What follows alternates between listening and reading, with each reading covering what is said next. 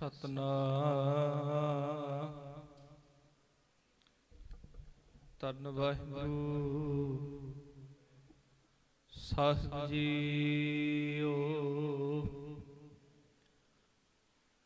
ਕਬੀਰ ਮੇਰਾ ਮੁਝ ਮੈਂ ਕਿਛ ਨਹੀਂ, ਜੋ ਕਿਛ ਹੈ ਸੋ ਤੇਰਾ। ਤੇਰਾ ਤੁਝ ਕਉ ਸੌਂਪਤੇ, ਕਿਆ ਲਾਗੈ ਮੇਰਾ। ਸਤਿਗੁਰਾਂ ਦੀ ਸਾਜੀ ਨਵਾਜੀ ਗੁਰੂ ਪਿਆਰੀ ਗੁਰੂ ਸਵਾਰੀ ਸਾਧ ਸੰਗਤ, ਫਤਿਹ ਦੀ ਸਾਂਝ ਪ੍ਰਵਾਨ ਕਰੋ, ਕੋਈ ਰਸਨਾ ਵਾਂਝੀ ਨਾ ਰਹੇ। ਸੁਚੇਤ ਹੋਈਏ, ਗੱਜ ਵੱਜ ਕੇ ਆਖੋ ਜੀ ਵਾਹਿਗੁਰੂ ਜੀ ਕਾ ਖਾਲਸਾ, ਵਾਹਿਗੁਰੂ ਜੀ ਕੀ ਫਤਿਹ। ਸਤਿਗੁਰਾਂ ਦੇ ਪਾਵਨ ਮੁਖ ਵਾਕ ਭਗਤ ਰਵਿਦਾਸ ਜੀਆਂ ਨੇ ਕਿਰਪਾ ਕੀਤੀ ਹੈ। ਜਬ ਹਮ ਹੋਤੇ ਤਬ ਤੂੰ ਨਾਹੀਂ, ਹਉਮੈ ਦੀ ਗੱਲ ਕੀਤੀ ਹੈ। ਮੁਖ ਵਾਕ ਦੀ ਵਿਚਾਰ ਹੋਈ। ਭਾਈ ਸਾਹਿਬ ਹੋਣਾ ਨੇ ਵੀ ਜਿਵੇਂ ਦੁੱਧ ਨੂੰ ਰਿੜਕਿਆ ਜਾਂਦਾ ਹੈ, ਉਹਦੇ ਵਿੱਚੋਂ ਮੱਖਣ ਦੀ ਤੱਤ ਦੀ ਪ੍ਰਾਪਤੀ ਹੁੰਦੀ ਹੈ। ਇਸੇ ਤਰ੍ਹਾਂ ਜਦੋਂ ਬਾਣੀ ਨੂੰ, ਸ਼ਬਦ ਨੂੰ ਅਸੀਂ ਬਿਲੋਨੇ ਹਾਂ, ਇਹਨੂੰ ਰਿੜਕਦੇ ਹਾਂ, ਇਹਦੇ ਵਿੱਚੋਂ ਸਾਨੂੰ ਗੁਰਬਾਣੀ ਦੇ ਅਰਥ ਭਾਵ ਤੱਤ ਜਿਹੜਾ ਹੈ ਉਹ ਸਾਨੂੰ ਸਮਝ ਵਿੱਚ ਪੈਂਦਾ ਹੈ।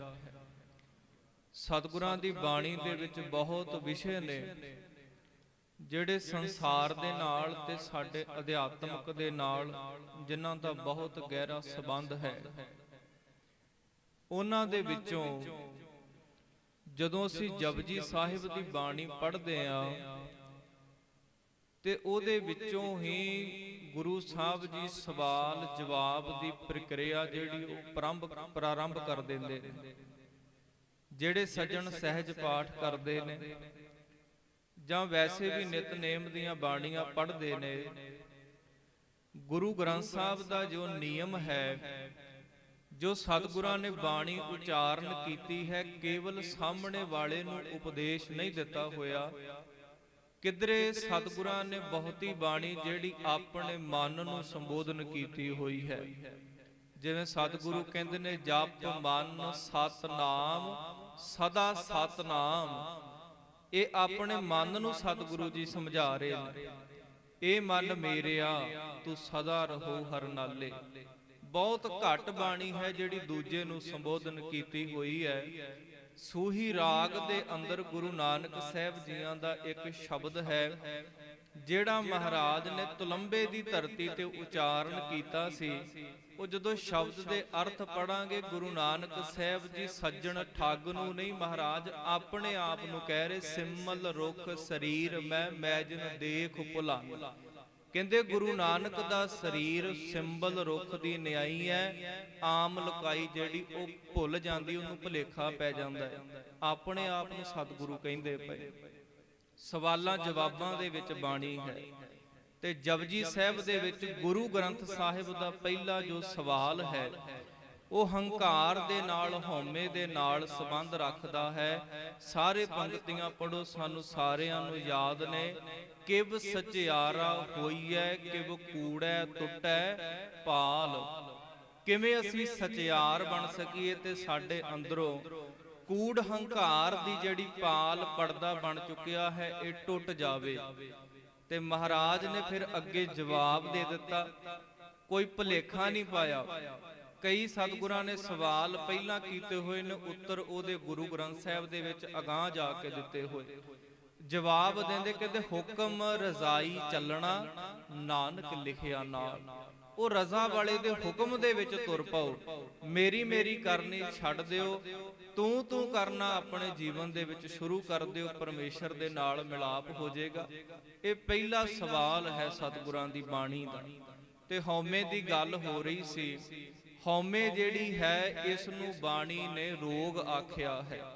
ਦੇਖੋ, ਸ਼ਬਦ ਸਾਡੇ ਜੀਵਨ ਦੇ ਵਿੱਚ ਅਸੀਂ ਸਧਾਰਨ ਵਰਤ ਲੈਨੇ ਆ, ਉਹੀ ਸ਼ਬਦ ਬਾਣੀ ਵਿੱਚ ਆਏ ਹੋਏ ਨੇ, ਪਰ ਉਹਨਾਂ ਦੇ ਅਰਥ ਉਹ ਨਹੀਂ ਜਿਹੜੇ ਅਸੀਂ ਆਪਣੇ ਜੀਵਨ ਦੇ ਵਿੱਚ ਸਮਝ ਕੇ ਬੈਠੇ ਹਾਂ।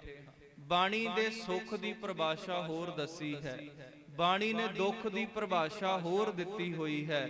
ਬਾਣੀ ਸੱਚ ਬਿਆਨ ਕਰਦੀ ਪਈ ਹੈ, ਅਸੀਂ ਭਰਮ ਦੇ ਵਿੱਚ ਜਿਉਂਦੇ ਪਏ ਆ। ਜਿਹੜੀ ਗੱਲ ਕਰਦੇ ਪਏ ਨੇ ਭਗਤ ਰਵਿਦਾਸ ਜੀ, ਮਾਧਵੇ ਕਿਆ ਕਹੀਐ ਭ੍ਰਮ ਐਸਾ, ਕਿਹੜਾ ਭਰਮ ਹੈ?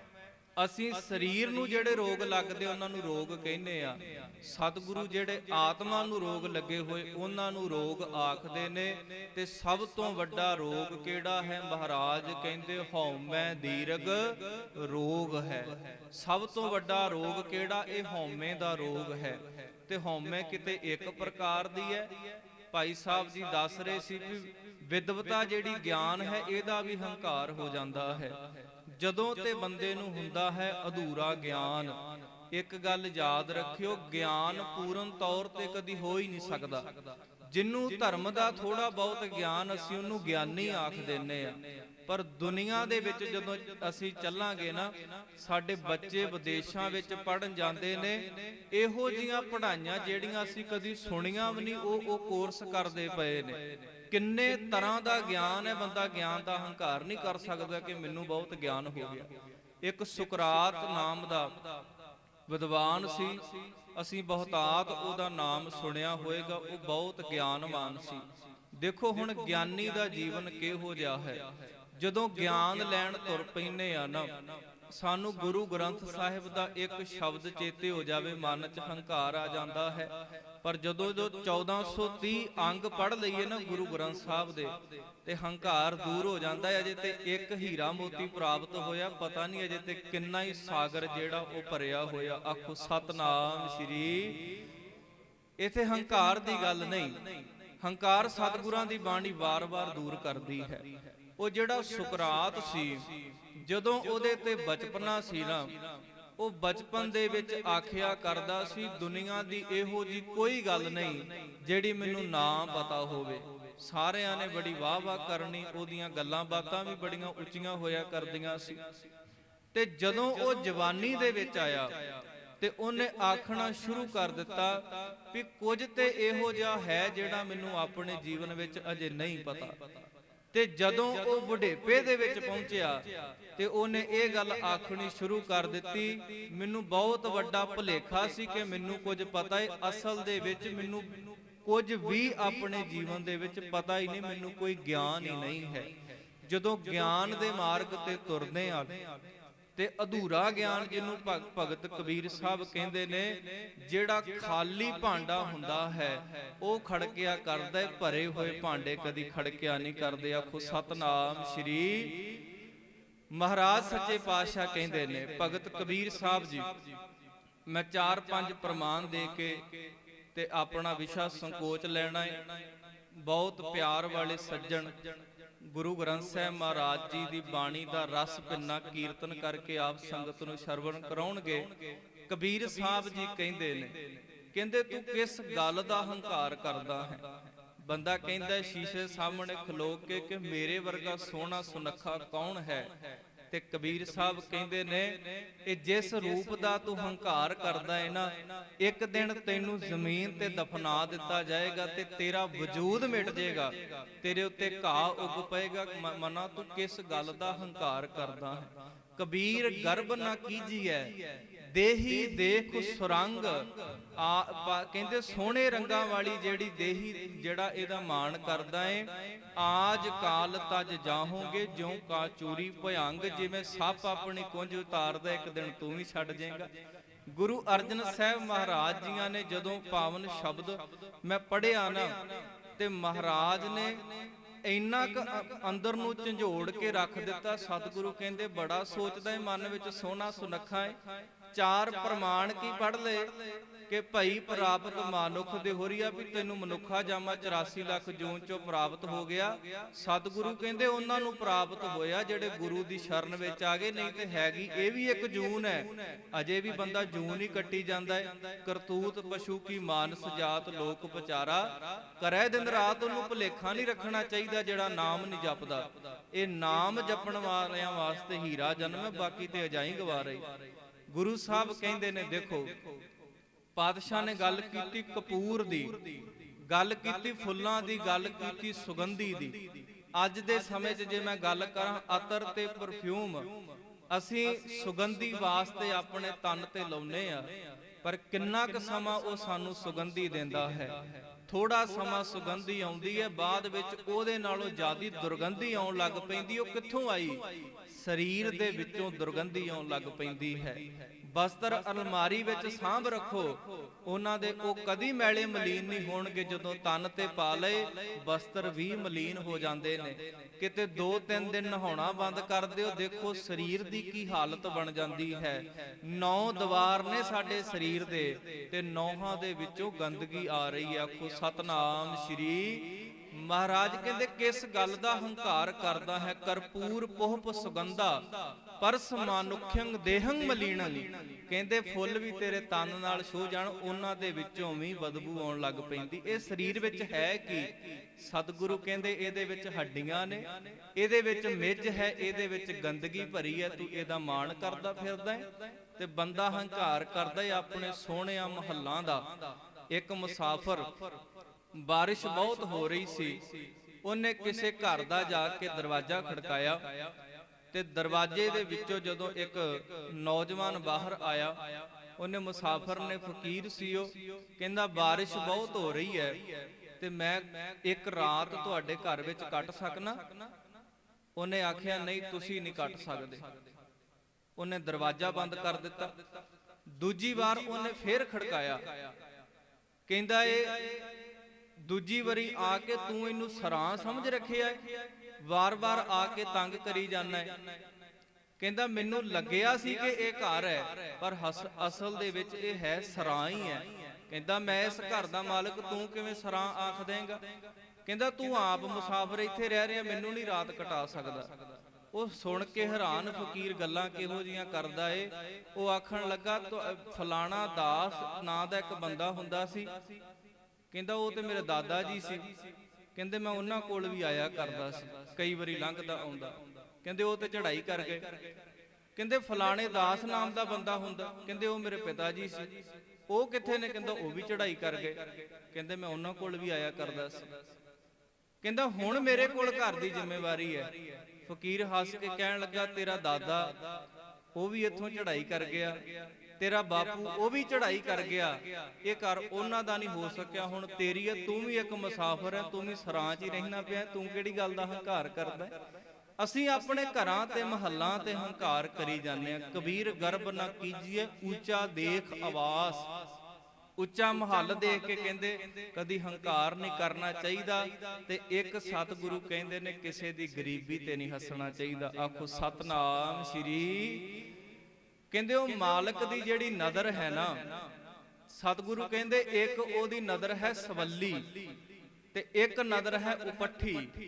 ਜਿਹਦੇ ਤੇ ਸਵੱਲੀ ਨਜ਼ਰ ਹੋ ਜਾਵੇ ਉਹਦੇ ਤੇ ਵਾਰੇ ਨਿਆਰੇ ਹੋ ਜਾਂਦੇ ਨੇ, ਤੇ ਜੇ ਕੋਈ ਹੰਕਾਰ ਬਹੁਤਾ ਕਰ ਲਵੇ ਤੇ ਰੱਬ ਦੀ ਉਪੱਠੀ ਨਜ਼ਰ ਹੋ ਜਾਵੇ ਨਾ, ਸਤਿਗੁਰੂ ਕਹਿੰਦੇ ਨੇ ਨਜ਼ਰ ਉਪੱਠੀ ਜੇ ਕਰੇ ਸੁਲਤਾਨਾ ਘਾਹ ਕਰਾਏਂਦਾ, ਦਰ ਮੰਗਨ ਭਿੱਖ ਨਾ ਪਾਏਂਦਾ। ਕਹਿੰਦੇ ਵੱਡੇ ਵੱਡੇ ਰਾਜਿਆਂ ਨੂੰ ਤਖਤਾਂ ਤੋਂ ਥੱਲੇ ਫਰਸ਼ਾਂ ਤੇ ਲਾ ਦਿੰਦਾ ਏ, ਉਹਨਾਂ ਨੂੰ ਕੋਈ ਕੰਮ ਤੇ ਰੱਖਣ ਵਾਸਤੇ ਤਿਆਰ ਨਹੀਂ।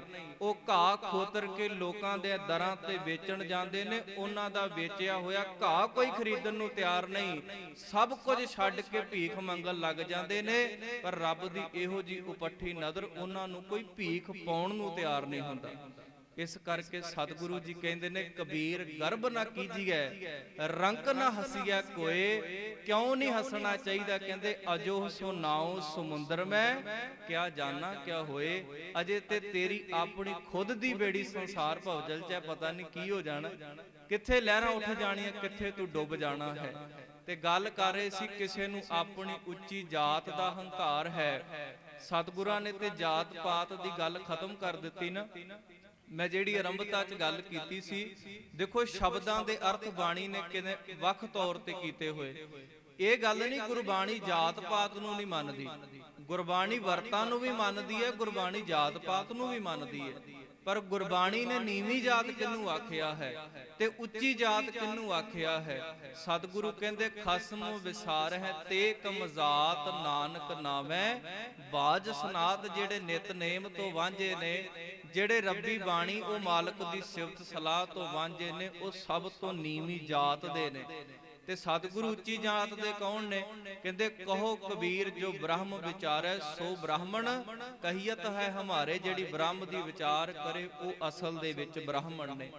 ਤੇ ਮੈਂ ਬੇਨਤੀ ਕਰ ਰਿਹਾ ਸੀ, ਕਿਸੇ ਨੂੰ ਆਪਣੀ ਜਾਤ ਦਾ ਹੰਕਾਰ ਸੀ। ਗੁਰੂ ਨਾਨਕ ਸਾਹਿਬ ਆਖਣ ਲੱਗੇ, ਭਾਈ ਆ ਸਾਡਾ ਲੋਟਾ ਇੱਕ ਡਿੱਗ ਪਿਆ ਹੈ ਚਿੱਕੜ ਵਿੱਚ, ਕੋਈ ਕੱਢੇ। ਸ਼੍ਰੀ ਚੰਦ ਵੱਲ ਦੇਖਿਆ, ਉਹ ਕਹਿੰਦਾ ਮੈਂ ਗੁਰੂ ਨਾਨਕ ਦਾ ਪੁੱਤਰ, ਮੈਂ ਬੇਦੀ ਕੁਲ ਦੀਪਕ ਹਾਂ, ਮੇਰੀ ਉੱਚੀ ਜਾਤ, ਮੈਂ ਇਹ ਨੀਵੇਂ ਕੰਮ ਕਰਦਾ ਚੰਗਾ ਨਹੀਂ ਲੱਗਦਾ। ਉਹ ਹੰਕਾਰ ਦੇ ਵਿੱਚ ਆ ਗਏ।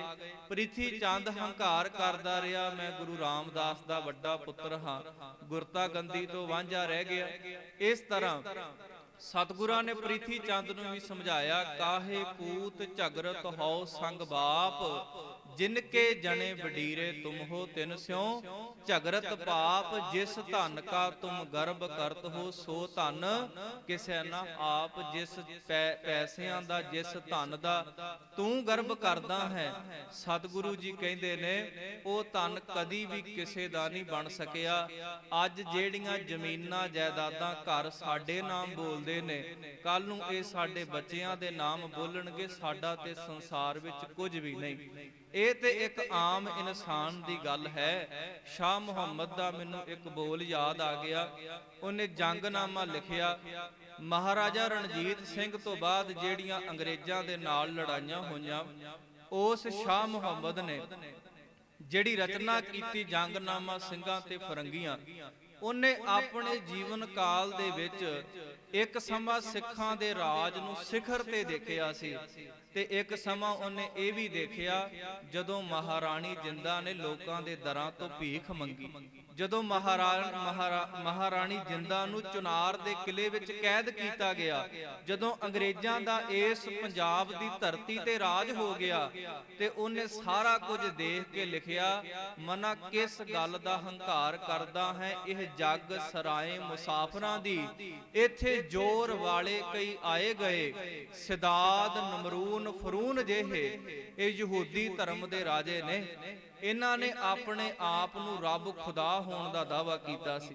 ਕਹਿੰਦੇ ਸਿਦਾਦ ਨਮਰੂਦ ਫਿਰੂਨ ਜਿਹੇ, ਦਾਵੇ ਬੰਨ ਖੁਦਾਏ ਕਹਾਏ ਗਏ, ਅਕਬਰ ਸ਼ਾਹ ਜਿਹੇ ਆਏ ਵਿੱਚ ਦਿੱਲੀ, ਫੇਰੀ ਵਾਂਗ ਮਨਜਾਰਿਆਂ ਪਾਏ ਗਏ, ਸ਼ਾਹ ਮੁਹੰਮਦਾ ਰਹੇਗਾ ਰੱਬ ਸੱਚਾ, ਵਾਜੇ ਕੂੜ ਦੇ ਕਈ ਵਜਾਏ ਗਏ। ਪਤਾ ਨਹੀਂ ਕਿੰਨੇ ਕੁ ਇਸ ਧਰਤੀ ਤੇ ਸਾਡੇ ਵਰਗੇ ਹੋਏ, ਤੇ ਕਿੰਨੇ ਕੁ ਇਸ ਧਰਤੀ ਤੋਂ ਜਿਹੜੇ ਸਨ ਉਹ ਹਮੇਸ਼ਾ ਲਈ ਚਲੇ ਗਏ, ਜਿਨ੍ਹਾਂ ਦਾ ਨਾਮ ਮਿਟ ਗਿਆ। ਇੱਥੇ ਅਮੀਰਾਂ ਨੂੰ, ਇੱਥੇ ਆਮ ਇਨਸਾਨਾਂ ਨੂੰ ਚੇਤੇ ਨਹੀਂ ਰੱਖਿਆ ਜਾਂਦਾ। ਇੱਥੇ ਜੇ ਕਿਸੇ ਨੂੰ ਚੇਤਾ ਰੱਖਿਆ ਜਾਂਦਾ ਹੈ, ਉਹ ਅਜਿਹੀਆਂ ਮਹਾਨ ਰੂਹਾਂ ਨੇ, ਸੰਤ ਬਾਬਾ ਜਵਾਲਾ ਸਿੰਘ ਜੀ ਮਹਾਪੁਰਸ਼, ਸੰਤ ਬਾਬਾ ਮਹਿੰਦਰ ਸਿੰਘ ਜੀ ਮਹਾਪੁਰਸ਼, ਜਿਨ੍ਹਾਂ ਦੇ ਜੀਵਨ ਦੇ ਵਿੱਚ ਹੰਕਾਰ ਨਹੀਂ, ਜਿਨ੍ਹਾਂ ਦੇ ਜੀਵਨ ਦੇ ਵਿੱਚ ਅਤ ਦਰਜੇ ਦੀ ਨਿਮਰਤਾ ਸੀ।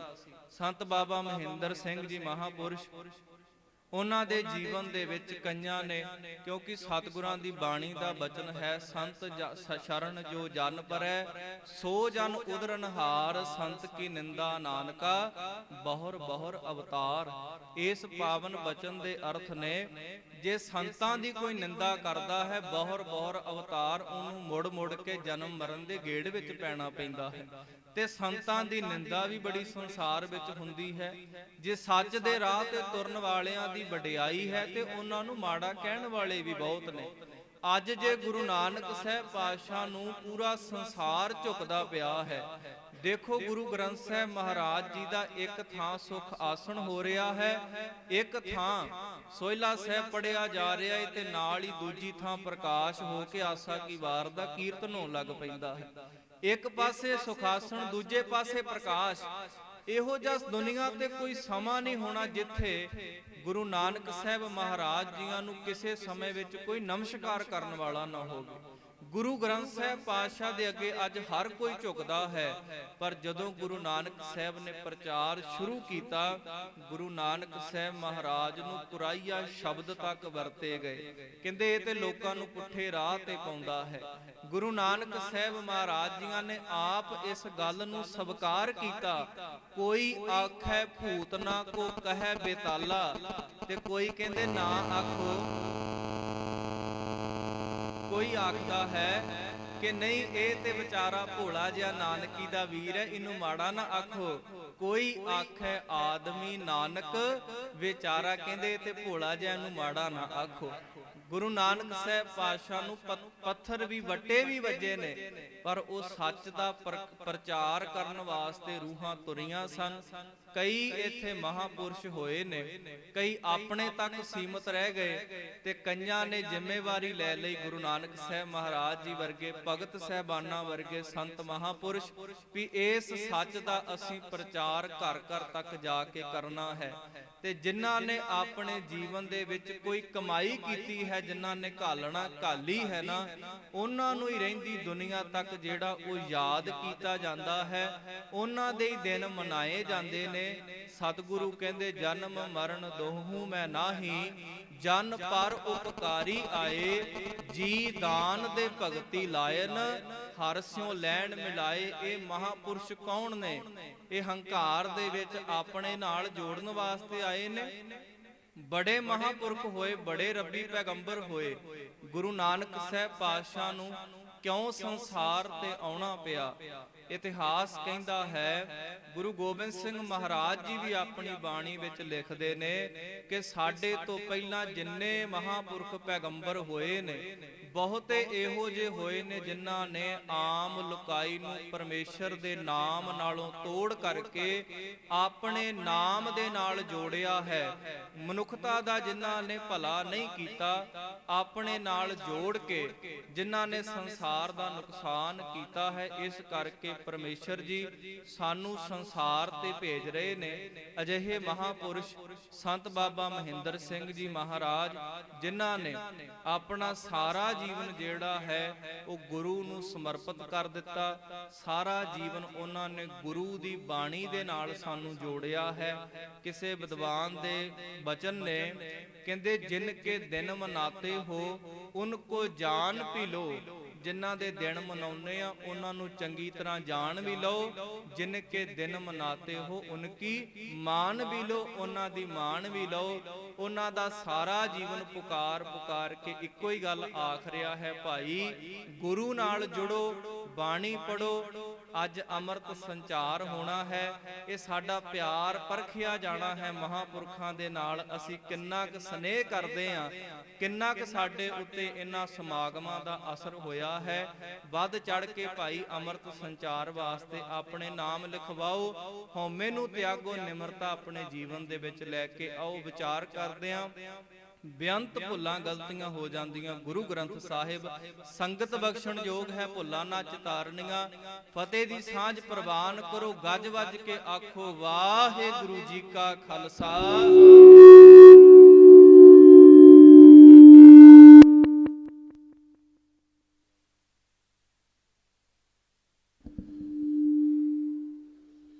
ਫਤਿਹ ਬੁਲਾਓ ਜੀ। ਵਾਹਿਗੁਰੂ ਜੀ ਕਾ ਖਾਲਸਾ, ਵਾਹਿਗੁਰੂ। ਭਾਈ ਲਵਪ੍ਰੀਤ ਸਿੰਘ ਜੀ ਕਥਾ ਬੜੀ ਪਿਆਰੀ ਕੀਤੀ, ਹੰਕਾਰ ਦੀ ਗੱਲ ਕੀਤੀ ਹੈ। ਵਿਦਵਤਾ ਦਾ ਹੰਕਾਰ ਬਹੁਤਿਆਂ ਨੂੰ ਹੋ ਜਾਂਦਾ ਹੈ। ਮੈਂ ਵਿਦਵਾਨ ਬਣ, ਮੇਰੇ ਵਰਗਾ ਵਿਦਵਾਨ ਕੋਈ ਨਹੀਂ। ਮੈਂ 1-2 ਮਿੰਟ ਲੈਣੇ ਆ ਜ਼ਖਮੀ ਜੀ ਤੁਹਾਡੇ, ਕਿਉਂਕਿ ਤੁਸੀਂ ਇਸ ਘਰ ਦੇ ਹੋ। ਸੰਤ ਬਾਬਾ ਮਹਿੰਦਰ ਸਿੰਘ ਸਾਹਿਬ ਜੀ ਕੋਲ ਇਸ ਸਥਾਨ ਤੇ ਟਕਸਾਲ